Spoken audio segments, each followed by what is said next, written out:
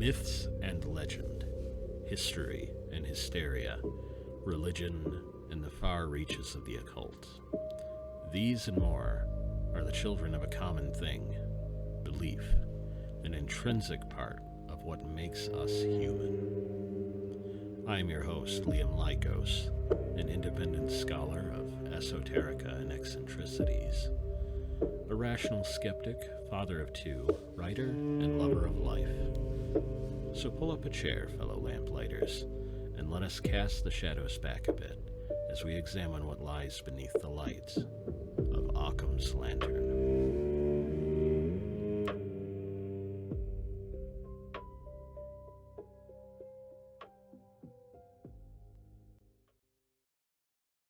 And here we are, friends and strangers alike, episode 1 of Occam's Lantern. Now, for those of you who joined me for episode 0, I appreciate you deeply, and your input has been noted. If you haven't already and you're listening to this, I'd like to implore you to go back and listen to our primer episode, if nothing else than to get an idea of what we're about here on Occam's Lantern. You certainly don't have to, but every view does help, and the information you find there may help you gain understanding and appreciation for our corner of the digital existence. And if you have, you're certainly aware that our first episode is going to be a doozy, as we take a close look at the Satanic Panic and how belief can be weaponized. It's certainly not the earliest example of this phenomenon. I do plan on covering the original examples, everything from the Salem witch trials and beyond, but this particular historical horror is one that hits a little closer to home, and might be more relevant today than you think. Now, as we've stated before, fear is humanity's oldest companion.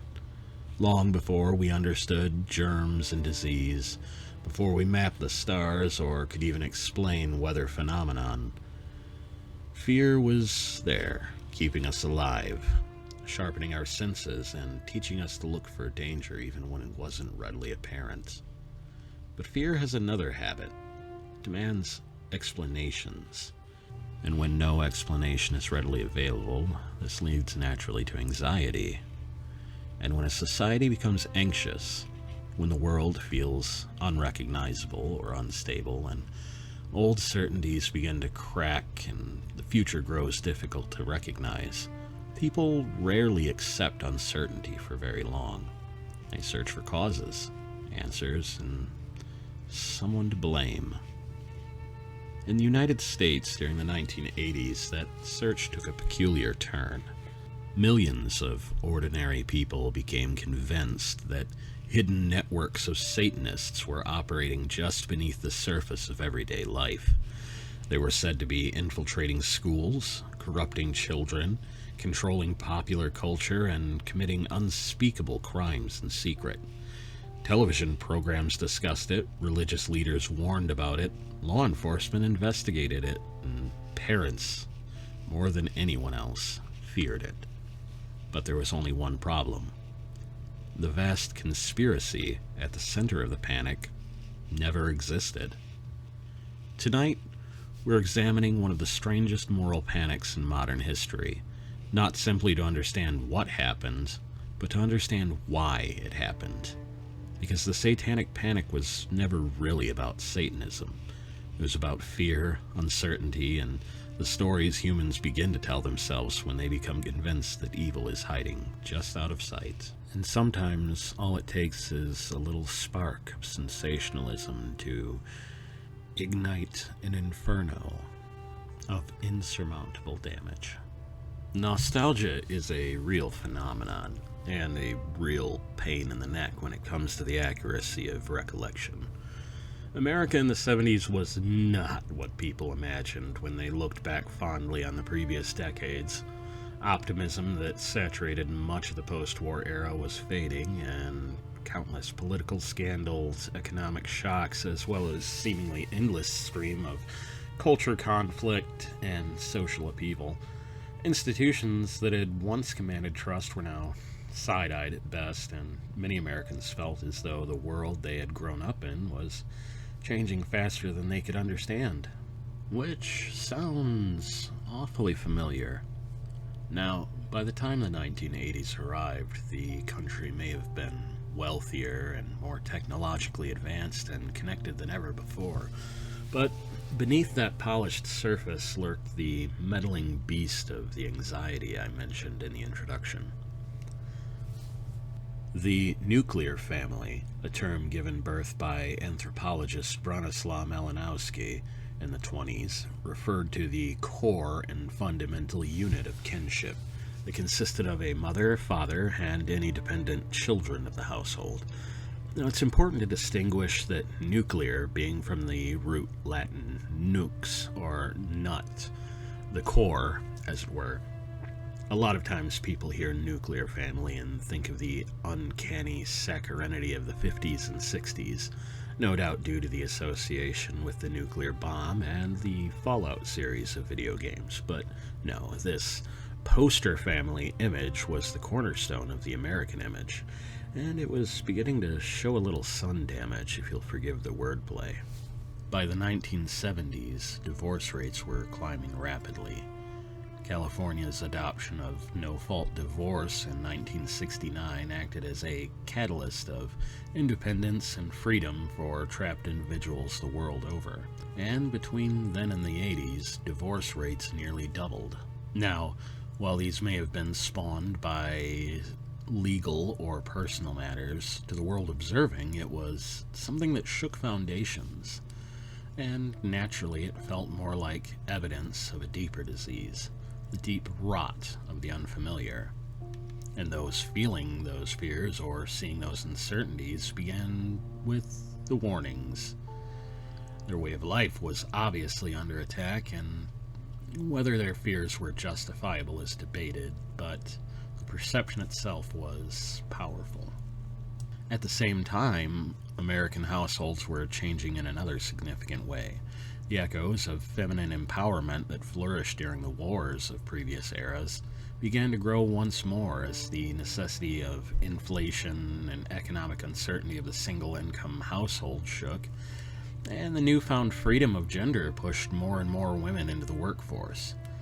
For many families, this created an unavoidable practical challenge. Who would watch the kids?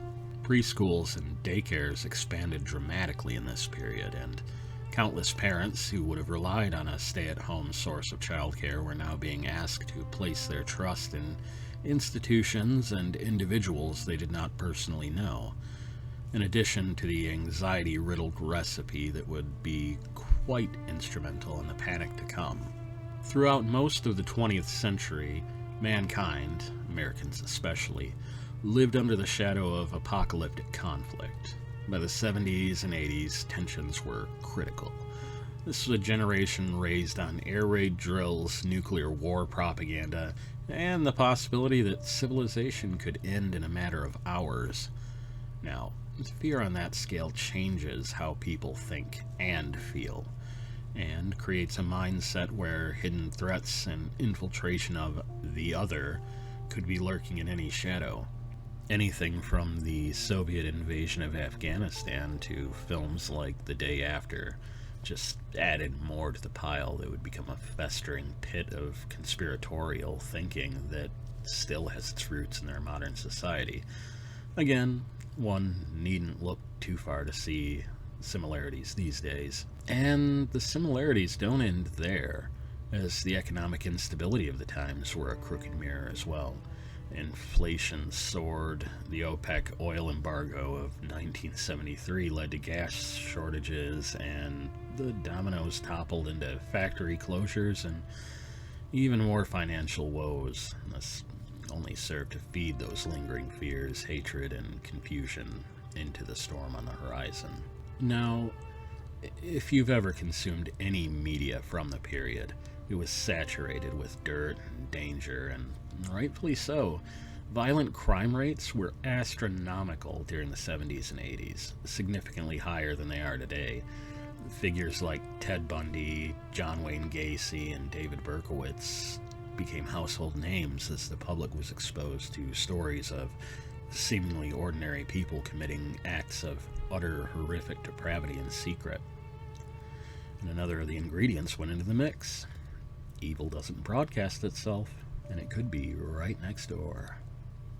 As traditional institutions struggle to maintain trust in the looming shadow of Vietnam, Watergate, and other travesties, many Americans turned back towards religion and movements that offered certainty and clear moral answers, at least on the cover. TV was saturated with charismatic preachers reaching audiences on an unprecedented scale, as figures like Jerry Falwell and Pat Robertson became national voices. The rise of organizations like the Moral Majority reflected a broader effort to frame cultural change as spiritual battle. This was the boiling pot of every bit we've talked about so far, and by the time the recipe was complete and the Satanic Panic was brought to the table, many religious communities already possessed a worldview in which literal demonic influence was considered both possible and imminent. Now, it's imperative to state that while religion was not the overt cause, it did provide fertile ground for the insidious narrative to follow. To summarize, by the time the 1980s even crested, America was a nation wrestling with uncertainty. Families were changing, trusted institutions lost their credibility, the economy was faltering, and the Cold War iced our hearts. Parents were conditioned to constantly worry about their children. Communities chattered about every incident of potential crime, regardless of scale, and religious leaders echoed into the ears of the wayward every fear and insecurity they held. All it needed was something to set it all off. A story to form the belief that would sway the people. And, in the year 1980, that story arrived in the form of a best-selling book, a book entitled Michelle Remembers. The breadth and scope of this book and its impact is something that cannot be covered lightly, and I implore anyone interested, as always, to do their own research. But for the purpose of this episode, we'll go over a few key details and how the sludge spewed forth by a discredited psychiatrist about his supposed patient, who would later become his wife, make of that what you will, would become the befouled bedrock of a nation's misguided ire. Born in 1936 in Edmonton, Alberta, Canada, Lawrence Pasder was a devout Catholic and a married father of four. His time in psychiatry pre-1980 bore nothing of note or interest, and his marriage crumbled as, between the years of 1977 and 79, he had been disappearing for lengthy periods of time with a patient of his, that patient eventually becoming his wife. And a divorce to his first wife took place in 1979, exactly 1 year before the publishing of the book Michelle Remembers, co-written by his patient and apparent paramour, Michelle Smith. Pasder himself stated he was inspired to begin writing the book after the 1976 film adaptation of Sybil. Obviously, he didn't have time to read the book, about the treatment of a dissociative identity disorder patient. He offhandedly mentioned to his wife at the time that he had a patient, quote, just like the subject of the film, referring to the aforementioned Michelle Smith, whom had begun seeking psychiatric help for depression and what was at the time referred to as multiple personality disorder. What followed of their connection could be anyone's guess, but according to Pasder himself, they spent over 600 hours of time using hypnosis, helping Smith recover supposedly suppressed memories, and what began as a search for forgotten trauma gradually evolved into something far more dramatic. Whether implanted by Pasder himself or pieced together from the imagination of the patient, likely a combination of both, the story began to unfold as Michelle described secret ceremonies, ritual abuse, a term coined and codified by Pasder, animal sacrifice, and a hidden network of cultists who supposedly operated undetected within ordinary society, These memories became increasingly elaborate as the sessions continued. What initially appeared to be fragmented recollections grew into a sprawling narrative involving months of captivity, repeated abuse, and encounters with supernatural manifestations. Pazder, whether legitimate in his expression or not, stated to the public that he believed the memories were authentic. More importantly, he stated he was witnessing evidence of a hidden phenomenon that had largely escaped public notice. Something surely a book that would become a movie would be much, much better than a simple identity disorder. And it did. It spread like wildfire in this outlandish tale that featured, among other things, a cameo from the Virgin Mary herself, earned Pazder and Smith a $100,000 advance for the hardcover, as well as an additional $200,000 and more for rights, royalties, and, of course, that potential movie deal. To believers, the incredulous contents of the book reinforced the significance of the event. To everyone else, they raised obvious concerns.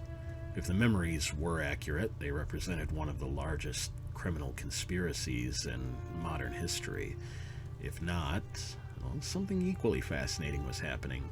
Two intelligent adults had spent years constructing an elaborate narrative and convincing half the world and maybe themselves that it was reality. Today, psychologists generally understand memory as reconstructive rather than archival. We don't simply retrieve memories the way a librarian pulls a book from the shelf. Instead, memory is rebuilt each time it is recalled, making it vulnerable to suggestion, distortion, and contamination.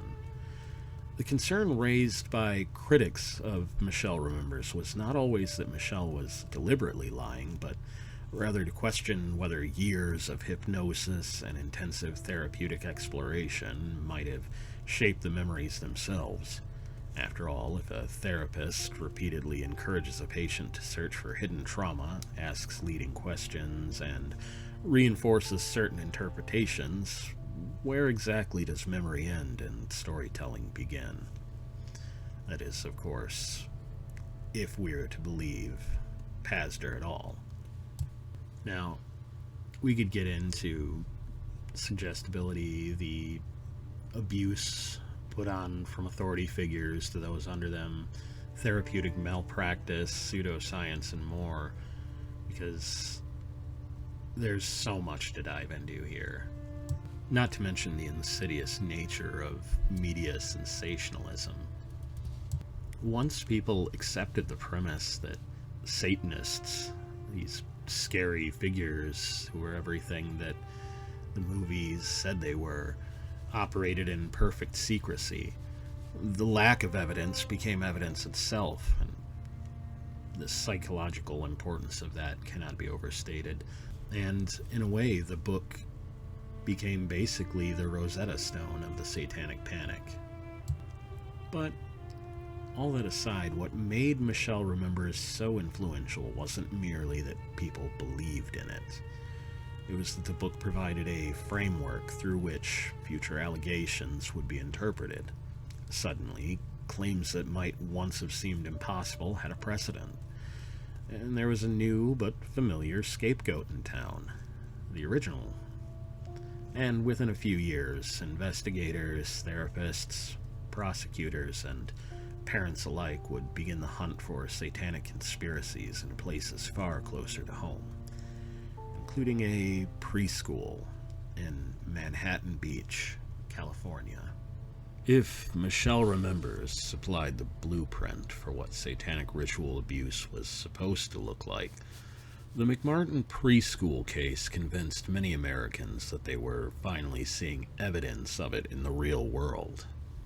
The story began in August of 1983, when a mother named Judy Johnson contacted police in Manhattan Beach, California. Her son attended the McMartin preschool, a well-known child care center that had operated for years and was regarded as a fixture of the local community. Johnson alleged that her son had been sexually abused by one of the school's employees, Raymond Buckey. At first, there was nothing unusual about the investigation itself.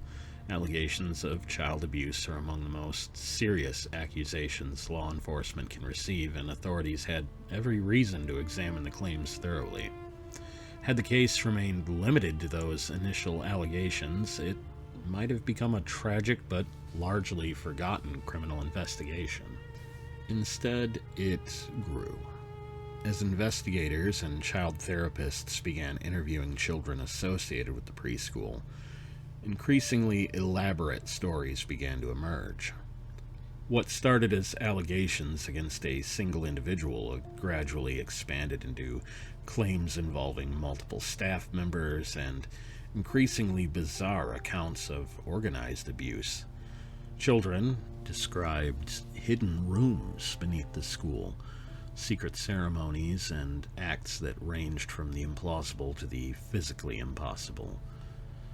Some described flights in hot air balloons, animal sacrifices, and events that seemed more at home in folklore than a criminal investigation.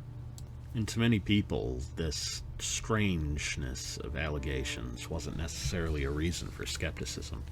After all, from what we've mentioned before, of the book and the growing attitude in large of the 80s had primed people to interpret extraordinary claims through that aforementioned lens. For those who accepted the premise, the McMartin allegations appear to confirm what they had long feared. As the investigation expanded, so did public attention. Parents became terrified that a vast network of ritual abuse had been uncovered. Journalists descended on the story.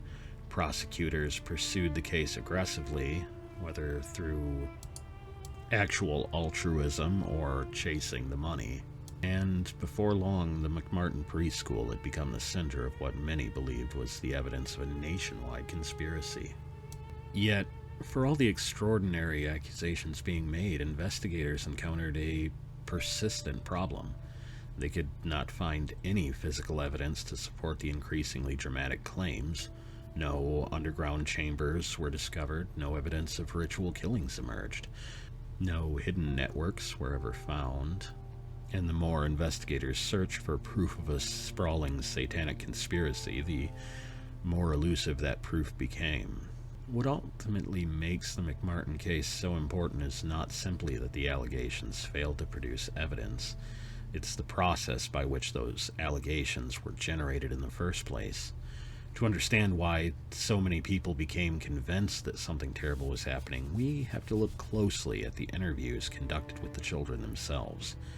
Because the story of McMartin is as much a story about memory, suggestion, and authority as it is about criminal accusations. Something that, again, harkens back to the Michelle Remembers case. At this point, a natural question emerges. If investigators were finding little evidence to support the increasingly extraordinary allegations, then why did the stories continue to grow more and more elaborate? Why didn't the investigation simply stop? The answer appears to lie not in a hidden conspiracy, but in the methods being used to uncover the alleged abuse.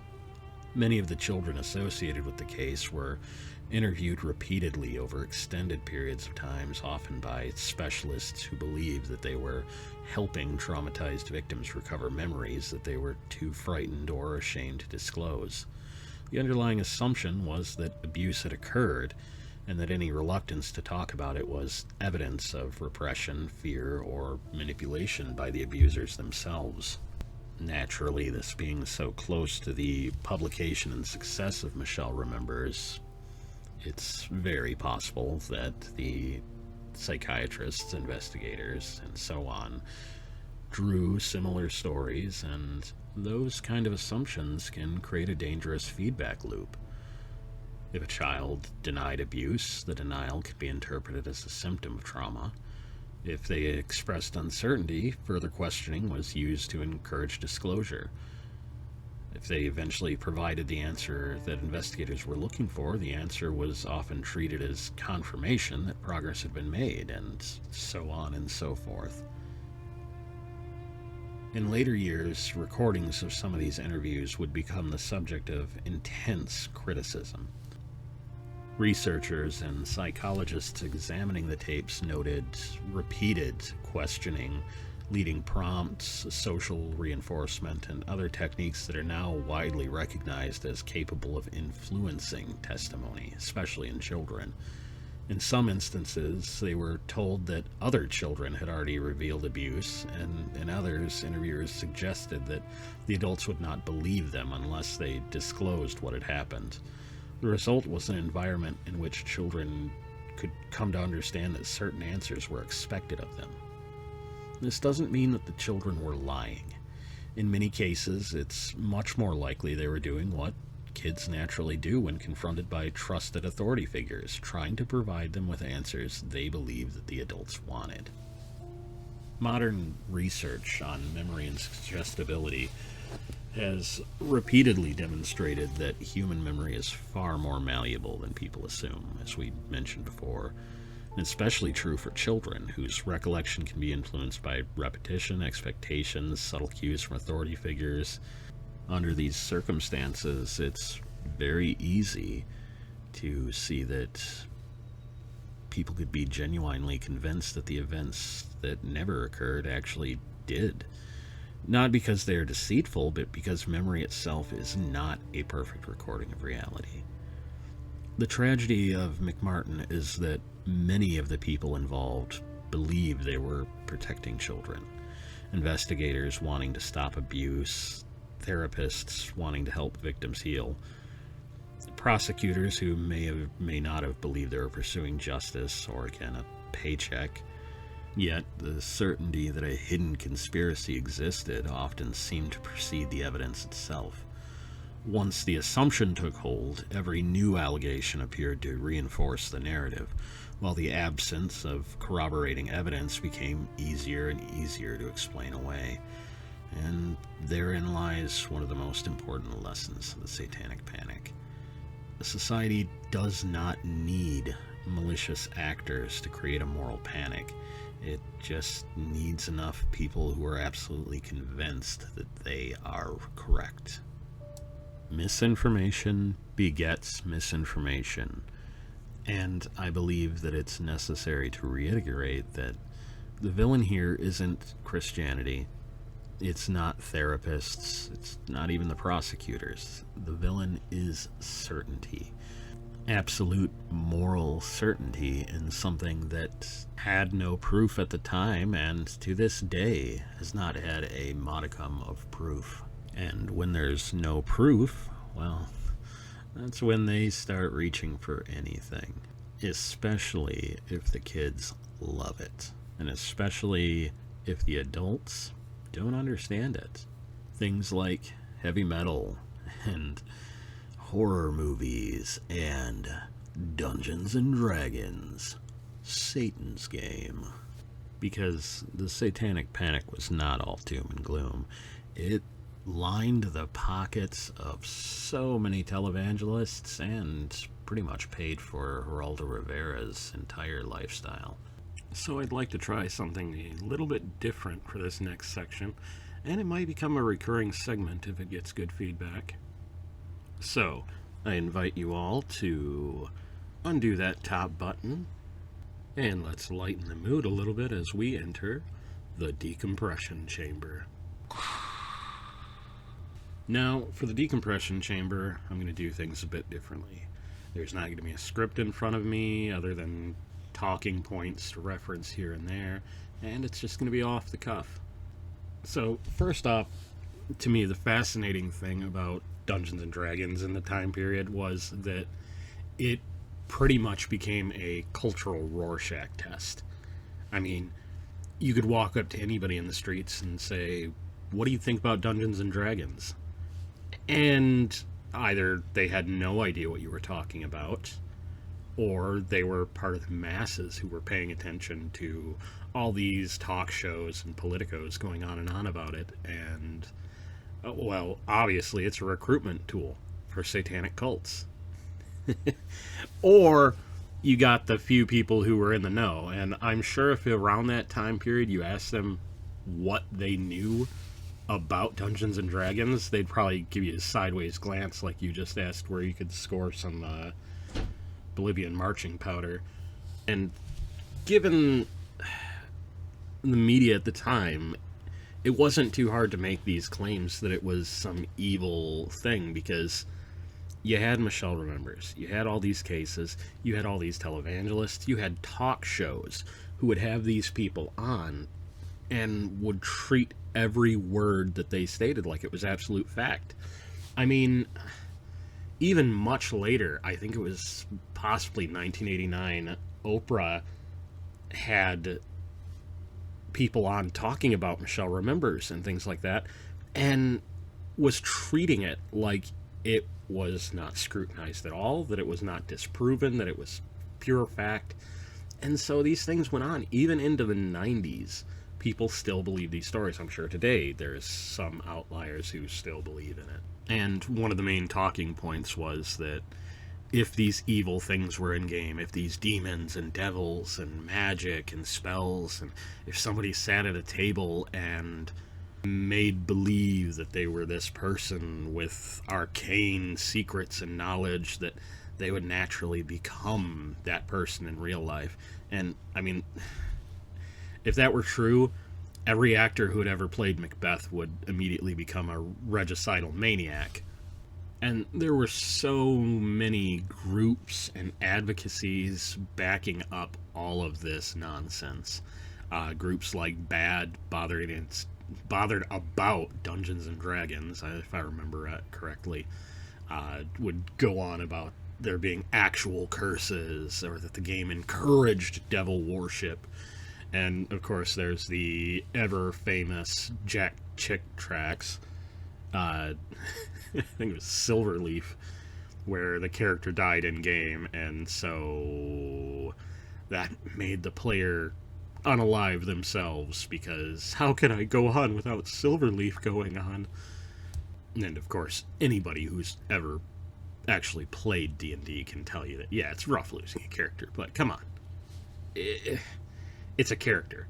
It's part of the story, unless you got a really, malevolent DM, which I have had in the past. But the sad irony was that people didn't have these connections to their kids. They didn't have connections to the youth. They were so scared about what exploring these imaginative things would do. And the irony is that if they took the time to talk to them, to understand, they would see that these games were such an amazing tool for developing creativity, leadership, cooperation, and tons of other real-life skills. And had some of these parents sat down and actually engaged with their kids, and maybe even played some with that would lead to such a stronger bond. It would have cleared up any confusion right away. But, of course, in the age of panic and hysteria, what can you do? And moving on from that, of course, the other big issue of the time was satanic music, rock and roll, heavy metal, the devil front and center. But in reality, shock rock, music, revolutionary ideas, these go hand in hand since music was first a thing. And it's important to note that even back then, in every era where something new came along, people who came before it were saying, well, this is dangerous. It wasn't like this in my time. And they'll continue saying that every era, every generation. And yes, there were a lot of musicians in the 80s and 70s, 90s, etc. that, and still to this day, embrace that dark aesthetic, that scary, that spooky. And it's because it's fun. It's effective. It makes you feel that spirit that music always was meant to do. I mean, hell, you could look at the waltz, which nowadays is about as threatening as a cup of tea. But at the time, people considered it scandalous. I mean, here you had a man and a woman holding each other closely, moving around the dance floor. Critics were outraged about how sexually provocative and morally dangerous it was. I mean, grandparents in the 1800s were essentially warning that ballroom dancing would corrupt the youth. So here we are. And even before that, Niccolo Paganini. He was such a skilled violinist that people automatically assumed that he had sold his soul to the devil.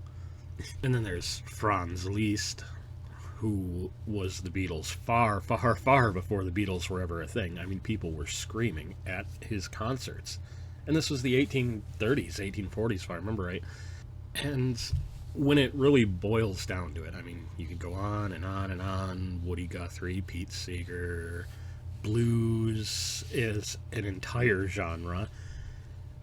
I think that the problem wasn't with the music itself. There was, I mean, you could sit down and listen to the music, and yeah, sure, some of it would be frightening, disorienting, but the true fear at the root of it was what the people who were absorbing this media would do. Because, again, uncertain times, hardships, and you had counterculture in the rawest sonic form coming through to you. So naturally, it's going to be a concentrated focal point for all of this fear and aggression from the established status quo. And I know I got a little bit aside there talking about music, but it wasn't just that. It was television, cartoons. I'm pretty sure Masters of the Universe was one of them. The big one, if I remember right, was Smurfs, because Papa Smurf was a cult leader. There was communism. There was occult symbolism. Whole bag against Gargamel that I will not get into. Scooby-Doo, geez, I could go on with shows of the time that just fed into this fear and hysteria. And again, some of that didn't go away because we saw the same things being lodged towards Pokemon when it first came out. And it's important to note that every time anything legal started to arise or went to court, the Judas Priest case, tons of examples to be pulled from, the law always found that there were no problems, that there was no backmasking, that there was not satanic subliminal messages in your French toast crunch.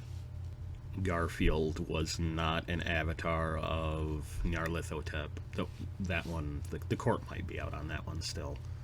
But to rein things back in and close the episode, I think it's a good point worth making that the Satanic Panic didn't spread because people are stupid, which is a very common assumption and something you'll hear a lot of. And it's because people are passionate about these things. But in truth, it's spread because every generation worries that the culture being consumed by its children is reshaping them in dangerous ways. And the specific target can change from point to point. Comic books, rock music, video games, social media. The underlying fear remains remarkably consistent through the years.